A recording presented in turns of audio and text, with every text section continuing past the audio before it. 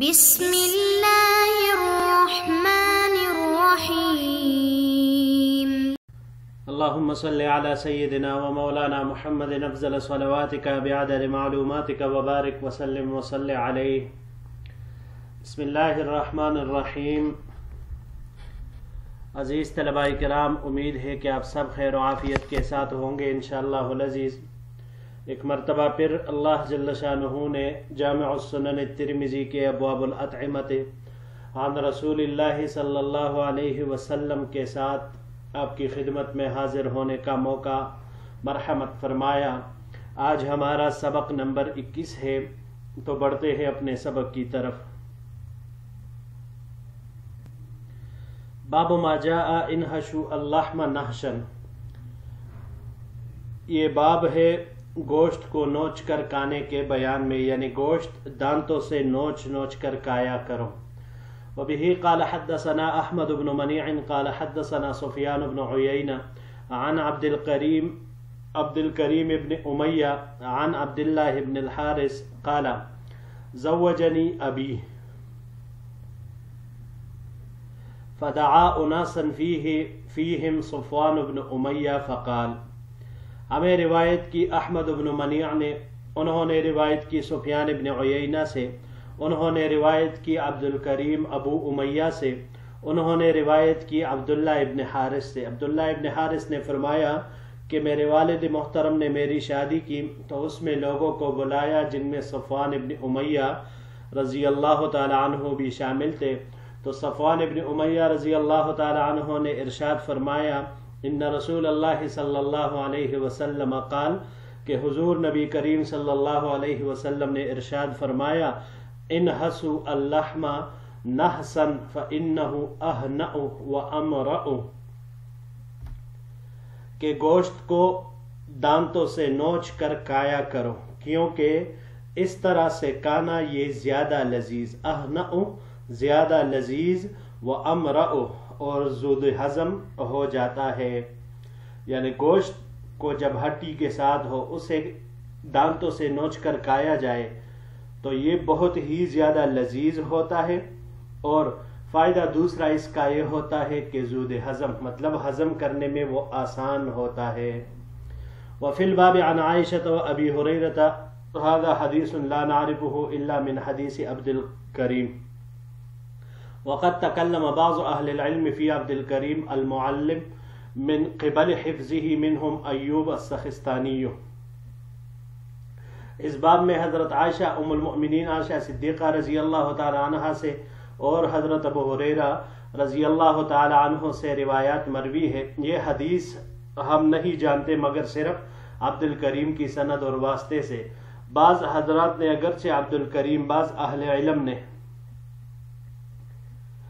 ان کے بارے میں حافظے کی خرابی کی وجہ سے کلام کیا ہے، اور ان لوگوں میں سے ایوب السخستانی بھی ہے. یعنی جن لوگوں نے ان پر کلام کیا ہے ان کے حافظے کے اعتبار سے، تو ان میں ایوب سخستانی بھی شامل ہے. جی یہ باب ہے کھانے کے بارے میں. ایک اور ادب آپ صلی اللہ علیہ وسلم ارشاد فرما رہے ہیں انسان کی صحت کو مد نظر رکھتے ہوئے، اور وہ یہ ہے، اس باب کا غرض امام ترمذی رحمۃ اللہ علیہ نے جو یہ باب منعقد کیا انحشوا اللحم نحشا، کہ ہڈی پر جو گوشت لگا ہوتا ہے اس کو دانتوں کے ساتھ نوچ لینا چاہیے. یہ مقصد ہے کہ حضور نبی کریم صلی اللہ علیہ وسلم کا طریقہ اور سنت ہے، کیونکہ عجمی لوگ اس کو عیب سمجھتے تھے، مگر مسلمانوں کو متکبرین کے طریقے سے اعراض کرنے کا حکم ہے کہ بھائی جو متکبرین کرتے ہیں آپ ویسا نہ کریں، ان کی عادات کو اختیار نہیں کرنا چاہیے. یہ متکبرین چھوٹے سے چھوٹے گوشت کو بھی وہ کانٹے چری وغیرہ سے وہ نوچنے کے عادی ہوتے ہیں اور اسی سے ہی کھاتے رہتے ہیں، اور لہذا جب ہڈی ہوتی ہے تو اس کو دانتوں کے ذریعے سے نوچنا اور پھر اس کو کھانا چاہیے. تو یہاں پر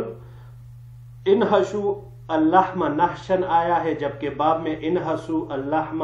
نحسن آیا ہے، یعنی نحسا نحشا،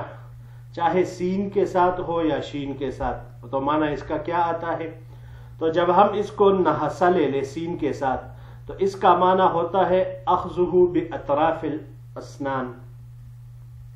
دانتوں کے ذریعے سے اس کو لینا، کناروں کے ذریعے سے، جبکہ اگر اس کی جگہ نحشا استعمال ہو، جیسے باب میں عنوان میں استعمال ہوا ہے انحشو نحشن، تو نحشا جب شین کے ساتھ استعمال ہو تو اس کا معنی ہوتا ہے اخذہ بجمیع الاسنان، پورے دانتوں کے ساتھ، مضبوطی کے ساتھ اس کو لینا، اس کو کھانا، یا بازراسہ، داڑھ والے دانتوں کے ساتھ اس کو لینا، اس کو نوچنا، یہ معنی بھی آتا ہے اس کا۔ امام اصمعی رحمہ اللہ نے دونوں کا ایک ہی معنی بتلایا ہے، چاہے نحسا ہو یا نحشا۔ امام اصمعی رحمۃ اللہ علیہ فرماتے ہیں کہ یہ ہوا قبض اللحم بالفم و ازالتہ عن العظم، یعنی منہ میں گوشت کو نوچ کر اسے ہڈی سے الگ کرنا، دونوں کا یہی معنی آتا ہے کہ جب انسان ہڈی کو منہ کے ذریعے سے پکڑے اور دانتوں سے اس کو کھائے تو یہ کوئی عیب اور عار کی بات وہ نہیں ہے۔ شریعت مطہرہ نے ہر چیز میں اعتدال کا حکم دیا ہے، ہر چیز میں اعتدال ہونی چاہیے۔ یہ بات یاد رکھے کہ اگر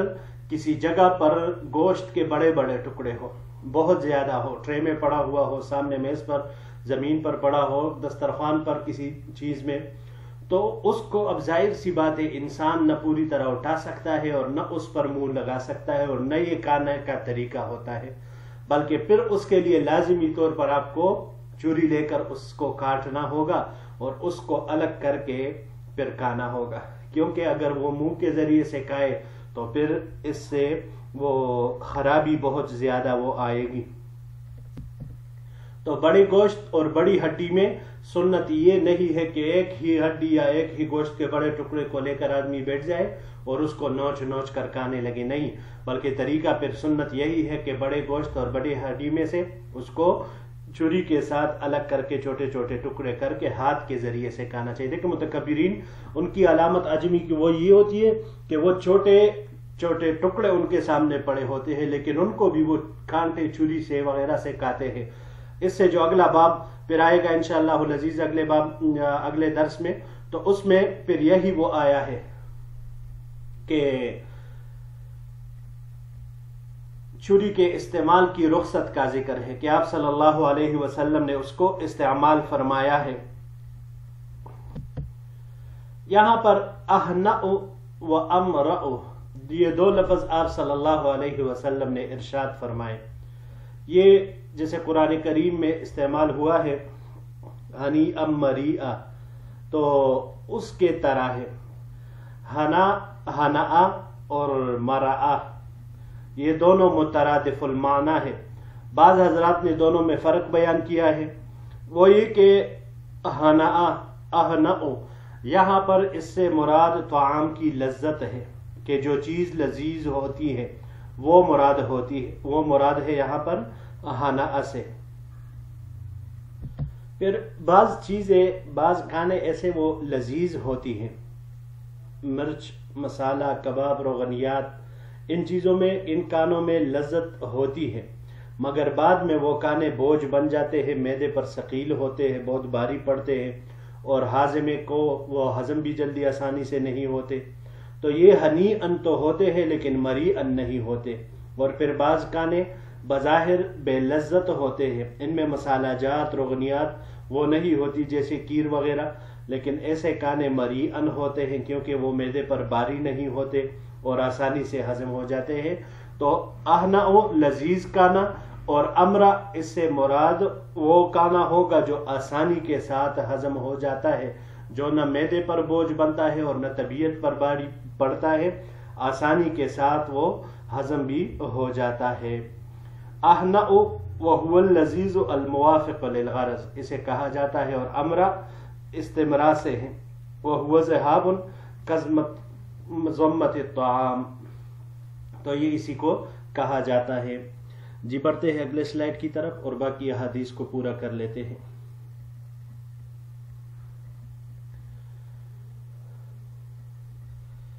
باب ما جاء عن النبی صلی اللہ علیہ وسلم من الرخصة فی قطع اللحم بالسکین،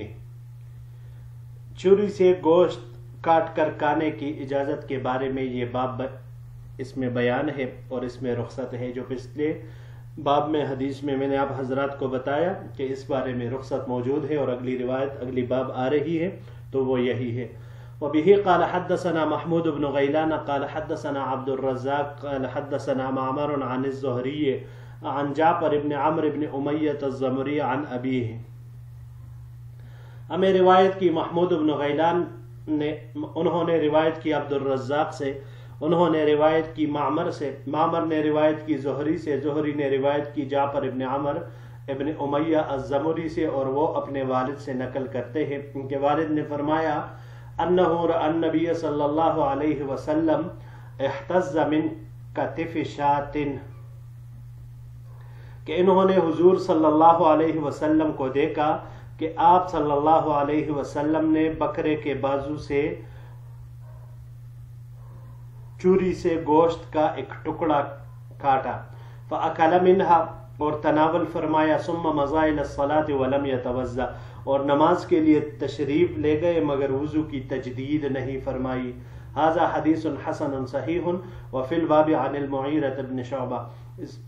یہ حدیث حسن صحیح ہے اور اس باب میں مغیرہ ابن شعبہ رضی اللہ تعالی عنہ سے بھی روایت وہ ذکر ہے۔ وضو مما مست النار کے بارے میں ایک دو درس پہلے یہ مسئلہ گزر چکا، یہ مسئلہ ابواب الطہارت کے ساتھ تعلق رکھتا ہے اور امام ترمذی رحمہ اللہ نے اس کو وہاں پر تفصیل کے ساتھ ذکر کیا ہے، اور ہم نے بھی دلائل کے ذریعے سے پچھلے سبق میں اس سے پہلے اجمالاً ذکر کیا، لیکن یہاں پر باب کے ساتھ جو موافقت آ رہی ہے وہ یہاں پر کہ آپ صلی اللہ علیہ وسلم نے چھری سے کاٹ کر، جو دستی ہوتی ہے بکری کی، اس میں سے چھری کے ساتھ گوشت کو کاٹا اور اس کو آپ صلی اللہ علیہ وسلم نے تناول فرمایا۔ اب یہاں پر دیکھیں تو ما قبل باب والی روایت اس میں دانتوں کے ساتھ کھانے سے متعلق تھا اور یہاں پر چھری کا استعمال تھا۔ جیسے پچھلے باب میں ہم نے پڑھا کہ بھائی وہ جب بڑا گوشت ہو، اب دستی ایک بڑی ہوتی ہے، وہ ایک بندے کی مطلب اب منہ میں لے کر کھانے کی وہ نہیں ہوتی، تو اس لیے آپ صلی اللہ علیہ وسلم نے چھری لے کر اس سے گوشت کو کاٹا اور اس کو تناول فرمایا۔ دوسری بات یہاں پر دوسرا جواب یہ ہے کہ اگر گوشت نرم ہو تو اسے دانتوں سے، ہاتھوں سے کٹ کر کھانا چاہیے، لیکن اگر سخت ہو تو پھر اس کو چھری کے ساتھ کاٹنے میں کوئی قباحت نہیں ہے۔ اور تیسرا جواب اس سے آپ یہ بھی دے سکتے ہیں کہ یہ نہیں تنزیہن ہے، نہیں محمول ہے، نہیں تنزیہی پر، ہاں لیکن جہاں پر یہود اور نصارہ کے ساتھ، متکبرین کے ساتھ مشابہت آتی ہے تو پھر اس میں بچنے کے لیے احتیاط وہ ضروری ہے۔ بڑھتے ہیں جی اگلے باب کی طرف۔ باب ما جاء ای اللحم کان احب الی رسول اللہ صلی اللہ علیہ وسلم، حضور صلی اللہ علیہ وسلم کو کون سا گوشت پسند تھا، یہ باب اس بیان میں ہے۔ وبه قال حدثنا واصل بن عبد الاعلى قال حدثنا محمد بن الفضيل عن ابي حيان التيمي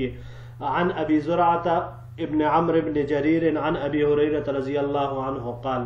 ہمیں روایت کی واصل ابن عبد الاعلی نے، انہوں نے محمد ابن الفضیل سے، انہوں نے ابی حیان التیمی سے، انہوں نے ابی زرعہ ابن عمرو ابن جریر سے، انہوں نے ابو ہریرہ رضی اللہ تعالی عنہ سے، ابو ہریرہ رضی اللہ تعالی عنہ نے ارشاد فرمایا، اتی النبی صلی اللہ علیہ وسلم بلحم فدفع الیہ الذراع وکان یعجبہ فنحس منها۔ ابو ہریرہ رضی اللہ تعالی عنہ روایت فرماتے ہیں کہ آج آپ صلی اللہ علیہ وسلم کی خدمت میں گوشت پیش کیا گیا تو آپ صلی اللہ علیہ وسلم کو دستی کا گوشت دیا گیا جو آپ صلی اللہ علیہ وسلم کو بہت پسند تھا، لہٰذا آپ صلی اللہ علیہ وسلم نے اسے دانتوں سے نوچ کر کھایا۔ وفی الباب عن ابن مسعود وعائشہ وعبداللہ ابن جعفر و ابی عبیدہ، اس باب میں ابن مسعود، عائشہ، عبداللہ ابن جعفر اور ابو عبیدہ رضی اللہ تعالی عنہ مجمعین سے روایات نقل ہے. ھذا حدیث حسن صحیح، یہ حدیث حسن صحیح ہے. وہ ابو حیان اسمہ یحییٰ بن سعید بن حیان التیمی، ابو حیان ان کا نام یحییٰ بن سعید بن حیان التیمی ہے. وہ ابو زرعہ بن عمرو بن جریر اسمہ حرم، اور ابو زرعہ ابن عمرو بن جریر ان کا نام حرم ہے. وبه قال حدثنا الحسن بن محمد الزعفرانی قال حدثنا يحيى بن عباد ابو عباد قال حدثنا فليح بن سليمان عن عبد الوهاب بن يحيى من ولد عباد بن عبد الله بن زبير عن عبد الله بن زبير عن عائشة قالت. ہمیں روایت کی حسن بن محمد زعفرانی نے، انہوں نے روایت کی یحییٰ بن عباد ابو عباد سے، انہوں نے روایت کی فلیح بن سلیمان سے، انہوں نے عبد الوہاب ابن یحییٰ سے، انہوں نے عباد ابن عبداللہ ابن زبیر سے، انہوں نے عبداللہ ابن زبیر سے رضی اللہ تعالیٰ عنہ، اور عبداللہ ابن زبیر رضی اللہ تعالیٰ عنہ نے حضرت عائشہ صدیقہ رضی اللہ تعالیٰ عنہ سے کہ آپ رضی اللہ تعالیٰ عنہ نے ارشاد فرمایا ما کان الذراع احب اللحم الى رسول اللہ صلی اللہ علیہ وسلم، کہ حضور صلی اللہ علیہ وسلم کو دستی کا گوشت زیادہ پسند نہیں تھا. ولیکن کان لا یجد اللحم الا غبا، بلکہ بات یہ تھی کہ گوشت کبھی کبھار ملا کرتا تھا. فکان یعجل الیہ لانہ اعجلها نضجا، آپ اسے کانے میں جلدی اس لیے کیا کرتے تھے کہ یہ حصہ جلدی سے گل سکتا ہے. ھذا حدیث حسن لا نعرفه الا من هذا الوجه، یہ حدیث حسن ہے،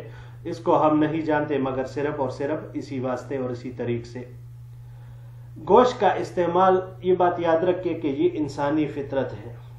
انسانی فطرت کا خاصہ ہے. بعض ادیان، بعض مذاہب وہ گوشت سے نفرت اور اس کے کانے کے احتراز کے بارے میں اور اس سے بچنے کے بارے میں بہت شدت سے، تشدید سے کام لیتی ہے، لیکن یہ حقیقت کوئی نہیں. گوشت کی حلت، حرمت، استعمال، عدم استعمال، اس کے بارے میں دنیا دو حصوں میں تقسیم ہے. ایک کے نزدیک گوشت کا استعمال اور کھانا حرام ہے. ان کے نزدیک یہ کہتے ہیں کہ کسی بھی جاندار کا گوشت کھانا حرام ہے، کیونکہ یہ ظلم ہے کہ آدمی زیروک جانور کو ذبح کرے اور پھر اس کا گوشت کھائے. بنیادی طور پر یہ گوتم بدھ کی تعلیمات میں ہے، اور بدھ مذہب میں گوشت کھانا حرام ہے. ہندوستان میں کروڑوں لوگ، یہ جہاں پر ہندو ہے ان کا یہی عقیدہ ہے اور گوشت کھانے کو حرام کہتے ہیں. ان کے نزدیک یہ ظلم ہے. لیکن بہرحال یہ ایک غیر فطری بات ہے، غیر فطری فلسفہ ہے، عقل کے بھی خلاف ہے اور نقل کے بھی. گوشت اللہ تعالیٰ کی نعمت ہے جو انسانوں کے لیے اللہ تعالیٰ نے جائز اور حلال قرار دی ہے، اور اسی دائرے میں اللہ تعالیٰ نے انسان کو یہ اختیار دیا ہے، اس کو یہ حق بخشا ہے کہ جو حلال حیوانات ہے، پاکیزہ ہے، تو ان کو کھانا چاہیے. اور دوسرا یہ کہ اگر یہ لوگ اعتراض کریں کہ جانوروں کو کھانا، یہ ذبح کرنا یہ ظلم ہے، تو پھر اگر یہ لوگ چونکہ خود صرف سبزیاں اور زمین سے اگنے والی چیزیں کھاتے ہیں، تو پھر موجودہ دور کے تحقیق سے یہ بات سامنے آئی ہے، جو ماہرین نباتات ہیں ان کا دعویٰ ہے کہ نباتات بھی زندہ ہے اور وہ شعور رکھتے ہیں، ان میں بھی احساس موجود ہے. تو پھر اب سبزیوں کا کھانا بھی ظلم ہوا. حتیٰ کہ زمین میں بھی حیات موجود ہے، شعور موجود ہے، احساس ہے. تو پھر زمین کے اوپر یہ جو ہم چلتے پھرتے ہیں، اس کی کھدائی کرتے ہیں، اس کے اوپر گھر بناتے ہیں، اس کے اوپر گندگیاں پھینکتے ہیں، سب کچھ کرتے ہیں، تو پھر تو یہ بھی ظلم ہونا چاہیے، اس کو بھی بند ہونا چاہیے. لیکن اس کے بارے میں پھر یہ لوگ ایسا کون نہیں کرتے. تو حقیقت یہی ہے کہ حیوانات ہو یا نباتات، سب اللہ تعالیٰ نے انسان کی خدمت کے لیے پیدا کیے ہیں. تو جب یہ انسان کے لیے پیدا کیے گئے ہیں تو ان کا گوشت کھانا یہ شکران نعمت میں ہے، اور ان کو ٹکرا کر اپنے اوپر حرام کرنا اور یہ کہنا کہ بھئی یہ ان کے ساتھ ظلم ہے، وہ خشک سوپی بننا اور غلط عقیدے پالنا، تو یہ چیزیں پھر ایسی ہے کہ جو کفران نعمت کے درجے میں آتی ہے. تو اس وجہ سے اس سے بچنا چاہیے اور اس سے احتراز کرنا چاہیے.